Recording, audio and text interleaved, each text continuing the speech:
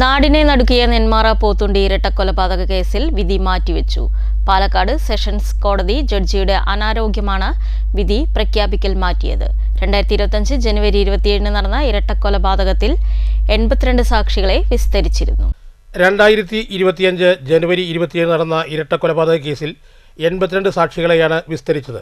2025 ജനുവരി 27 നെന്മാറ പോത്തുണ്ടി ബോയൻ കോളനിയിൽ തിരുത്തുംപാടം 58 വയസ്സുള്ള സുധാകരന്റെ അമ്മ 76 വയസ്സുള്ള ലക്ഷ്മിയെയും അയൽവാസിയായ ചന്താമരയാണ് വെട്ടിക്കൊലപ്പെടുത്തിയത്. കേസിലെ ഏകപ്രതിയും ചന്താമര മാത്രമാണ്. 2019 ഓഗസ്റ്റ് 31 സുധാകരന്റെ ഭാര്യ സജിതയെ കൊലപ്പെടുത്തിയ കേസിൽ ഇരട്ട ജീവപര്യന്തത്തിന് ശിക്ഷിക്കപ്പെട്ട ചന്താമര ജാമ്യത്തിലിറങ്ങിയപ്പോഴാണ് സുധാകരനെയും അമ്മ ലക്ഷ്മിയെയും കൊലപ്പെടുത്തിയത്. ചന്താമരയുടെ ഭാര്യ പിണങ്ങിപ്പോവാൻ കാരണം സുധാകരന്റെ ഭാര്യ സജിതയാണെന്ന ജ്യോത്സ്യൻ ചന്താമരയെ അറിയിച്ചതാണ് സജിതയുടെ കൊലപാതകത്തിൽ കലാശിച്ചത്. ഈ കേസിൽ ജാമ്യത്തിലിറങ്ങിയ ചന്താമര ജാമ്യവ്യവസ്ഥകൾ ലംഘിച്ചാണ് കോളനിയിൽ എത്തിയത്. ജാമ്യത്തിലിറങ്ങിയ ചന്താമര ജാമ്യവ്യവസ്ഥ ലംഘിക്കാനിടയാക്കിയത് പോലീസിന്റെ വീഴ്ചയാണ്. സുധാകരനെയും അമ്മ ലക്ഷ്മിയെയും കൊലപ്പെടുത്തിയ ശേഷം പോത്തുണ്ടി വനമേഖലയിൽ ഒളിച്ചിരുന്ന ചന്താമര ഭക്ഷണം കഴിക്കാനായി എത്തിയപ്പോഴാണ് പോലീസ് പിടിയിലായത്. പോലീസ് പിടികൂടിയ ശേഷം അയൽവാസികൾക്കെതിരെ ചന്താമര വധഭീഷണി മുഴക്കിയിരുന്നു. പ്രതി ചന്താമരയ്ക്ക് വധശിക്ഷ നൽകണമെന്നാണ് സുധാകരന്റെയും സജിതയുടെയും കുടുംബത്തിന്റെയും ആവശ്യം. പ്രദേശവാസികളും ഇതേ ആവശ്യമുള്ളവരാണ്. News bureau,